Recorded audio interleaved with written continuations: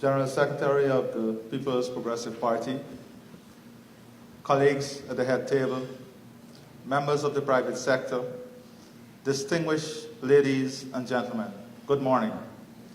It gives me great privilege and pleasure to speak to you briefly on this very important occasion, when for the first time the People's Progressive Party, or any political party in this country, would engage in such a broad approach to the development of its manifesto. And this is testimony to the fact that we believe strongly in building consensus. We believe strongly in incorporating the views and ideas of all the stakeholders in the national development priorities of our country. So, as I said, this is a momentous occasion. This approach today is part of the party's national Big Tent strategy in getting as many stakeholders' views heard. The manifesto is a serious national document and not an imaginative compilation of unachievable or unrealistic promises. Government have a moral and ethical responsibility to implement their manifesto. Unlike our current circumstances, we take seriously this document, hence your participation here today. As we move forward as a country, it is vital that we take ownership and feel part of the development pathway. Our development today creates that vehicle to achieving this. Our manifesto must be one that is realistic, achievable, time-bound, implementable, and measurable. And as you're aware, the PPP has always approached national development and the development of our country and people in a pro-poor approach to growth and development. Our manifesto must create hope for all our people, that they would have improved living conditions, access to better services, and a promising future. At the end of today's session, we should have ideas and discussions that will be further crystallized, defined and refined in the final document that will be presented to the electorate. We seek to create a future that is inclusive of the development aspirations of all, and a platform where the views and ideas would be accommodated in the process of consensus building. This would therefore not be a one-off exercise, but you can be assured that our government will engage in forums like these in the future to critically analyze, report, and account for the implementation of our manifesto. And I think this is very important in our development process. The manifesto is a living document, and every government has a responsibility to report, to account, and to critically analyze how it is performing against the promises and the vision in that manifesto. And we are assuring you here today that this will be part of the process going forward, where from time to time we will engage in national forums like these to analyze and critically evaluate the government performance. Over the last 3 years, we have seen tremendous difficulties in our economy. Private consumption fell by $196 billion. This is important to understand. And why is it important to understand? Private consumption fell, as I said, by $196 billion. We have seen an increase in tax collection. It therefore means that the increase in tax collection was not as a result of growth in consumption, but as a direct result of the 200 new tax measures. In addressing the issues of disposable income, increased purchasing power, cost of doing business, growth and expansion of businesses, and accessing social safety net for at-risk and vulnerable groups, we have committed publicly to the reversal of these burdensome and counterproductive tax measures. Our economy is showing some worrying signs. Non-performing loans increased by 28 billion. 58% of this is in the business sector. And with 58% of the non-performing loan in business sectors, it means that a lot of our businesses presently are at risk, especially the small and medium-sized businesses. We are seeing a reflection of this at the regional level, where a number of businesses would have closed, or we have a number of businesses that are downsizing. As a result of downsizing, they are rationalizing their staff, and persons are losing their jobs.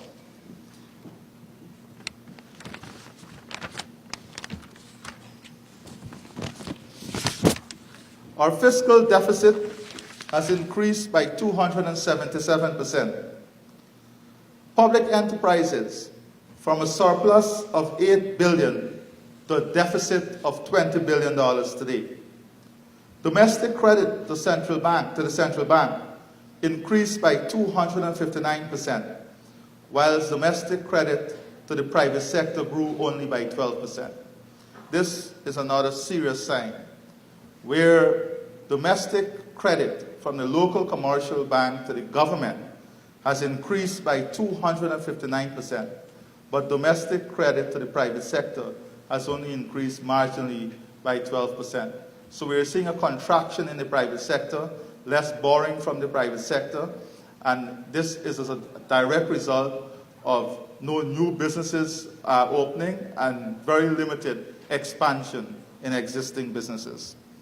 Our international reserves is at its lowest in the last 10 years, and recurrent expenditure has ballooned. In the future, we must critically analyze spending priorities, cutting out waste. We have also committed to specific interventions in the mining, forestry, agricultural, and manufacturing sectors that will stimulate investment, expansion, and growth. Microcredit to small and medium-sized businesses is also an issue that we will and must champion. Going forward, we cannot afford to manage the economy based on traditional indicators and ratios. Instead, we have to manage our economy to ensure sustainable development, which balances economic growth with social development and environmental priorities. The development must be felt by every Guyanese.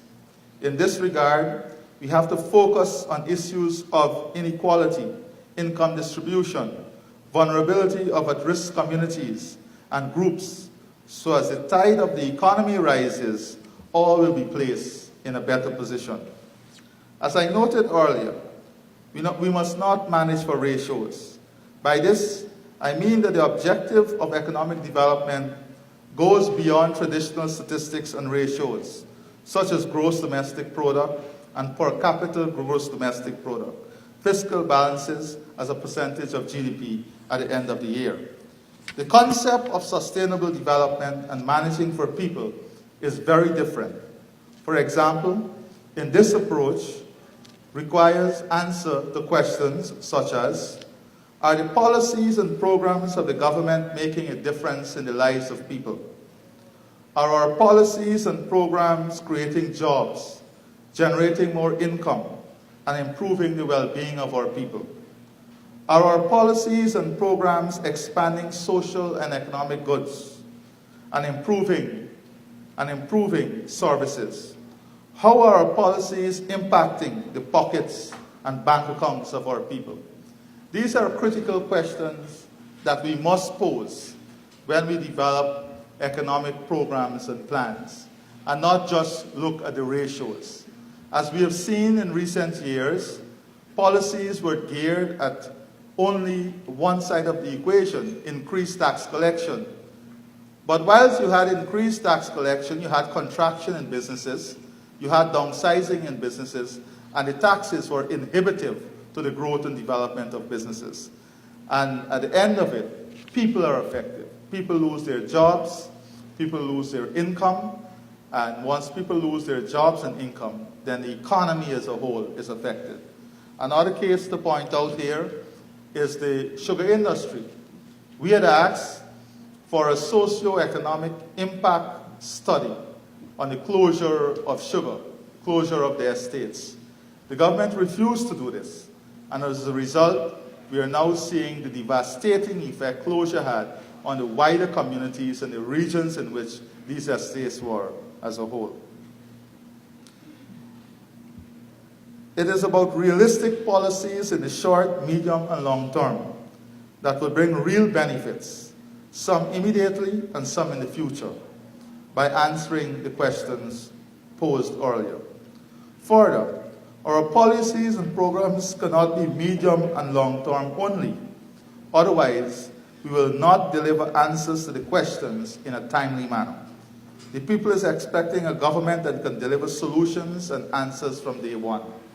And this is a critical point to note, and that is why we have already made some public pronouncements on some key issues that are affecting the lives and living condition of people that will be reversed immediately, so that benefits can be derived and brought to the people from day one, because people expect government to deliver from day one.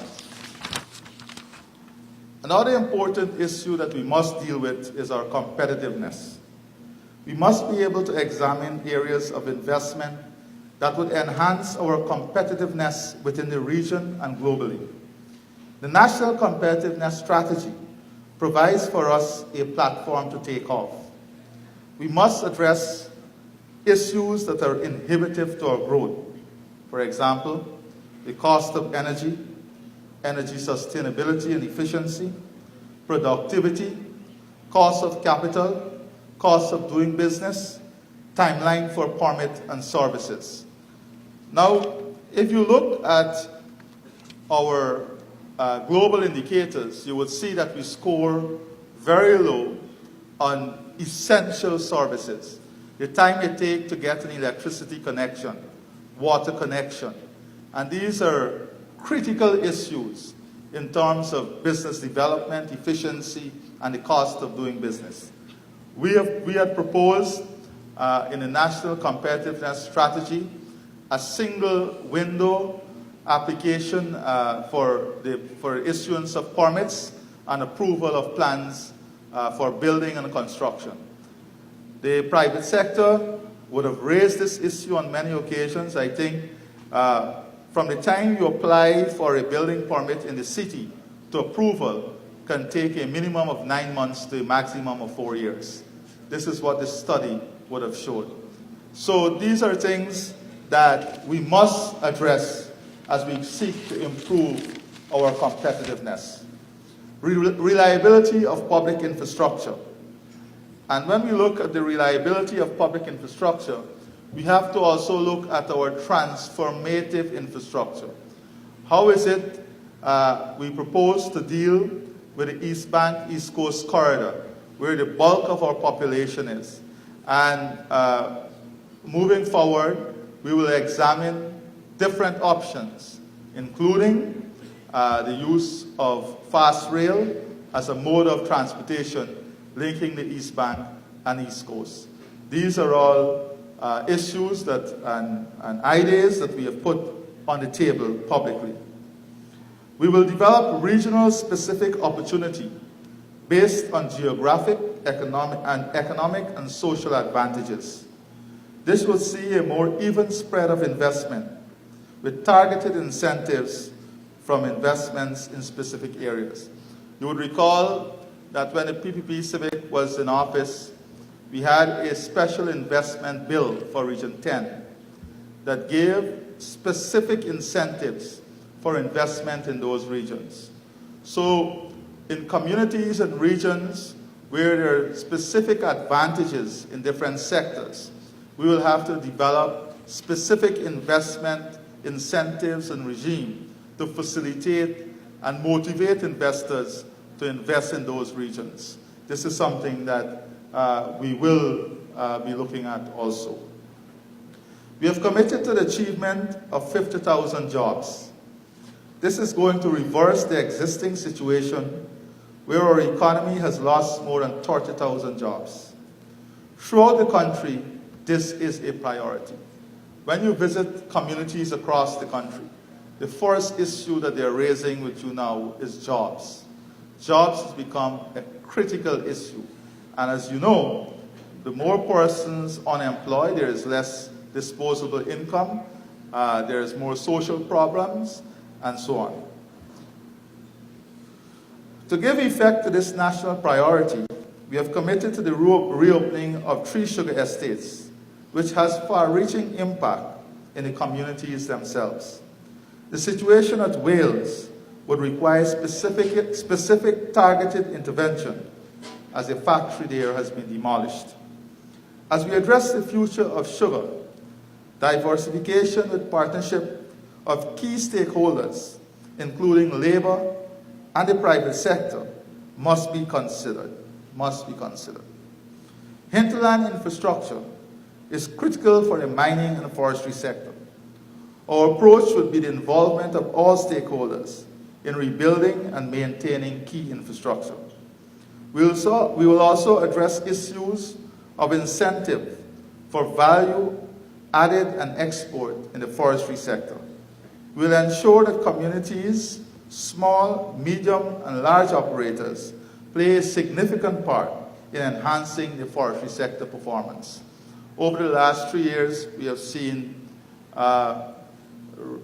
great contraction in the forestry sector, and this has had a severe impact, not only on the communities and the forestry operators themselves, but on hundreds of investors who would have invested in machinery and equipment, the logging trucks and so on. So this sector has been severely impacted upon, and we will need to address specific incentives and specific policies to rebuild this sector. The environment.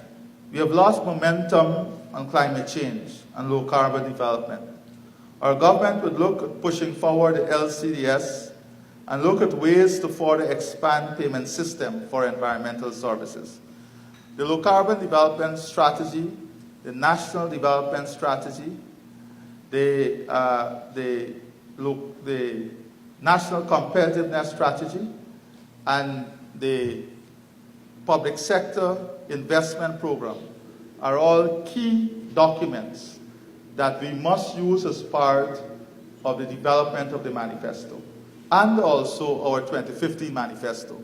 As you know, we had a very elaborate 2015 manifesto, and I would encourage you to use these documents as base material as we seek to develop ideas and move forward with a manifesto for 2019.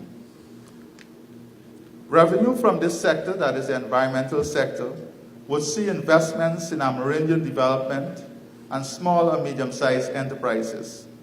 We would ensure that Guyana continue to show leadership regionally and globally in relation to the environment. And you know, Guyana was ranked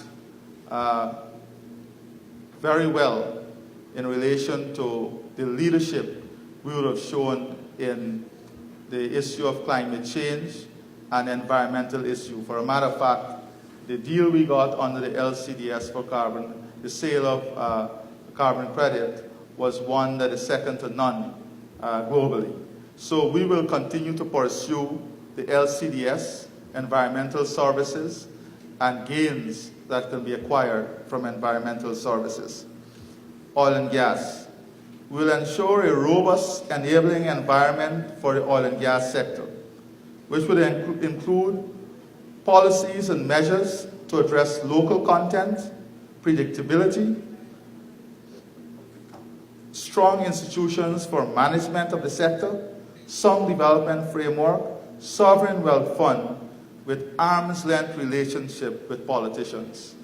And this is another public commitment we have made, that the oil and gas sector will be managed by professionals, and the political arm would have an arm's length relationship with the sovereign wealth fund, and there will be strong penalties for non-disclosures of revenue, unlike the situation we had with the 18 million US dollars. ICT, major investment in enhancing bandwidth capability and bringing the cost of bandwidth down would improve e-governance, reducing the cost of doing business. So ICT will play a key role in generating jobs, reducing the cost of doing business, and bringing more efficient services to the people. We also have to use ICT as a tool to earn revenue. And by this, I mean educational and health services. You know, in Grenada, for example, and many of the small island states, educational services contribute significantly to the healthcare, to the economy, sorry. Educational services contribute significantly to the economy. So we have to look at developing a knowledge economy with the use of ICT, where educational services and health services can be a major export commodity for us, earning us foreign currency. We are also looking at ICT as a tool to help us deliver university education to 20,000 persons, 20,000 Guyanese all across the country. At the moment, we have hundreds of Guyanese who are teachers and nurses who cannot access university education, not because they're not qualified to access, but because one, they can't get the time off, two, the cost of getting to university, and three, where they're located. So with the use of ICT, we can deliver education to these teachers and these nurses who want to pursue maybe a degree in education or a degree in nursing from the communities where they live. So this is another major initiative that will see greater access to education, especially for young people. Agriculture. This sector has seen an assault in relation to new taxes and fees. Land rental per acre has increased by 4,000%. In the MMA area and Region 6, farmers would have seen increases from $2,500 per acre to $245,000 per acre in terms of land rental. This is inhibitive to agriculture. This is, and the agricultural sector cannot grow under these circumstances. And this is something that will have to be reduced immediately. Input costs is also on the rise, while support for D&I services has declined. And a lot of the support for D&I services in the agricultural belt is on the decline because of the closure of the sugar estates. The Gaisuku was maintaining a lot of the drainage and irrigation systems in a lot of these communities. So we would have to reverse these burdensome increases, invest in D&I, enhance farm-to-market access roads, enhance extension services and technology transfer, and reversal of duties and taxes on farm equipment and inputs to agriculture. We must expand the role agriculture plays in the national economy. We will also be looking at large-scale farming in appropriate areas and giving incentives for the development of new crops in specific regions. And this is something that can create wealth for those regions. It can create great employment opportunities and enhance the economic prospects of those regions. We'll aggressively, in terms of Amerindian development, we'll aggressively continue the land titling process for Amerindian communities, support for community development plan, improve livelihood expansion, improve and enhance social services, health, education, transportation, and continue development of hinterland airstrips and road linking Amerindian communities. Now, for the Amerindian communities and the tourism sector, we need to ensure that we enhance infrastructure and we have basic essential services provided at great efficiency. Over the last 4 years, we have seen basic medical supplies and services absolutely absent, not only from the Amerindian communities, but at the regional level. The healthcare system has deteriorated rapidly, and a lot of it has to do with the procurement system.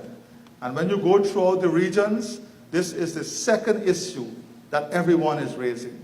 After jobs, it is healthcare. The inefficiency of the healthcare system, the unavailability of drugs are affecting the lives of people tremendously. And these are things that we will and must address very quickly. Women. Women play a key role in national development.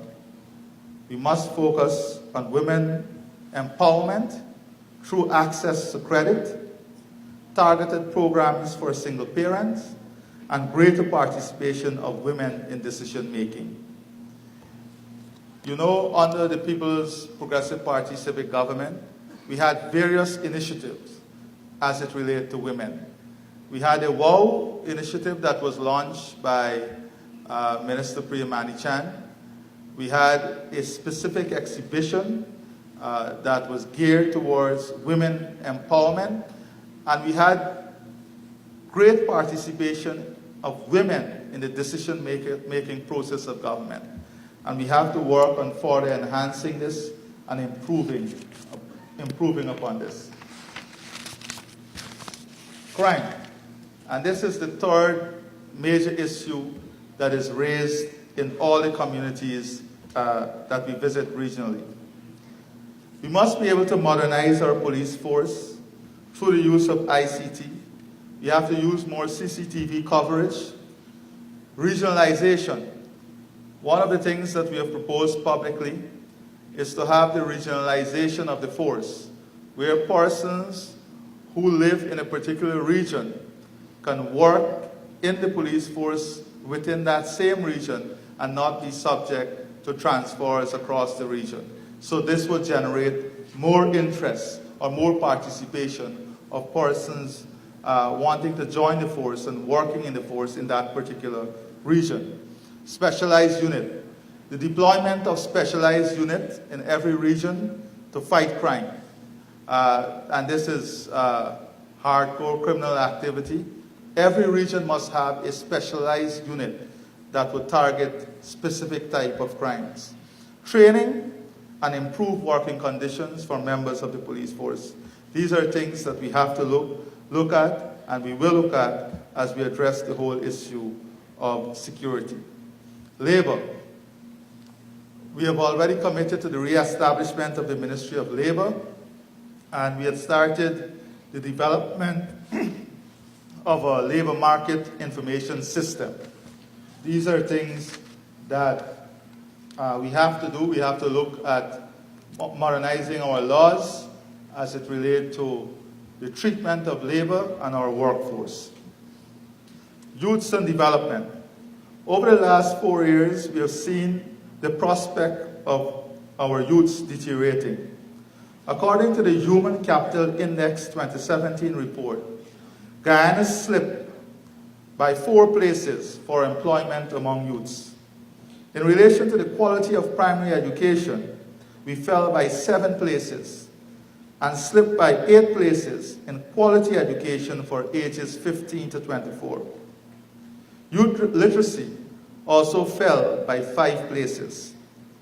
The future will see investment that would ensure universal secondary education, better access to technical education, training in entrepreneurship, sports facilitation, access to university education, alignment between output of educational system and economic requirement, specialized training and access to scholarships in key areas of national development, for example, oil and gas. And you would know that at one time we had severe shortage of medical personnel, even to deliver primary health care, and we had entered an agreement with the government in Cuba to have more than 1,000 of our young people trained in the provision of medical services as doctors. So as the economy grows, as new opportunities are created, and new needs of the economy would become inevitable, we have to ensure that we create a framework through which we can have young people trained to function in those new areas of the economy, not only in oil and gas, but also in different aspects of agriculture, downstream industries, the manufacturing sector, processing sector, and other areas that will be opened up as a result of the growth and expansion of our economy. We have to ensure that we create an enabling environment for youth to have greater access to capital and the development of micro enterprises. We have to establish grant funding for youths who may have an innovative idea that can generate new streams of business, but may not have the capital to pursue those ideas. And one of the things that we have to look at is the establishment of a revolving fund. And these are things that we did successfully when we were in government in a smaller scale. So we now have to ramp up resources and do it in a larger scale because of the changes that would occur in the economy. Trade. In 2018 alone, the balance of payment deficit widened to US $180.7 million. Merchandise trade deteriorated from a deficit of US $206 million in 2017 to US $300 million in 2018. Low export receipt from gold, rice, timber, and sugar dealt a severe blow to our foreign exchange reserve. Moving forward, we must promote policies geared to promote production and export, fiscal incentive to protect infant industries, especially in new and emerging areas. So in the new and emerging areas, we have to look at measures and policies that would protect industries that are going to operate in those areas. Constitutional reform.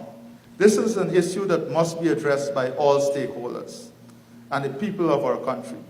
We are committed to the task of constitutional reform through people's participation and involvement. This must be a national effort, and when we say national effort, it must not be a top-down approach or a top-heavy approach. It must involve the views and participation of every single Guyanese, because every single Guyanese must play a part in constitutional reform, and it's not only for a specific group or a targeted group. And this is the approach. We are committed to constitutional reform through this approach. The next 5 years will see per capita GDP double. Energy sustainability, we should achieve 95% from renewable sources. It will see internet connectivity at a cheaper rate and wider coverage, including the hinterland and Amerindian communities. We'll see marked improvement in the growth of disposable income, massive annual investment, elimination of extreme poverty and hunger, which is now 12%, creation of 50,000 new jobs, universal access to secondary education, reduce crime, doubling of our international reserve excluding the Sovereign Wealth Fund, inclusive decision-making, meaningful involvement of women, youths, and civil society, comprehensive and well-functioning primary healthcare system, investment in specialized healthcare, reduce cost of doing business, improve productivity, expanded housing. We will examine and implement new transportation links that will include rail, roads, water, and air, create investment in tourism infrastructure, marketing and incentive regime, improve accountability and transparency, social and economic justice, adherence to the Constitution and the rule of law, national unity, inclusive decision-making, and an unwavering defense of our sovereignty. So, ladies and gentlemen, the future belongs to all of us. And we in the People's Progressive Party has commenced this journey with the involvement of all of us.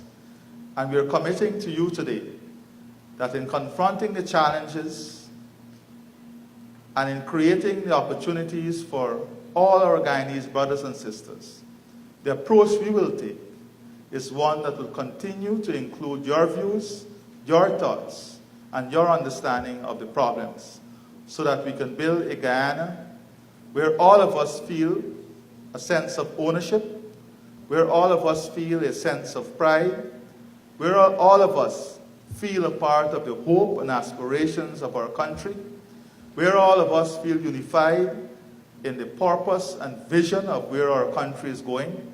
And this is very important. If we all participate in the process of defining where the country is going, then we all will feel a part of that journey, and we all will feel as if we have contributed, and we want to see the success of the vision we would have created. So with these few words, I want to thank you for your participation and say to you that we value your time, and we'll take seriously the ideas that will come out of this forum. Thank you very much.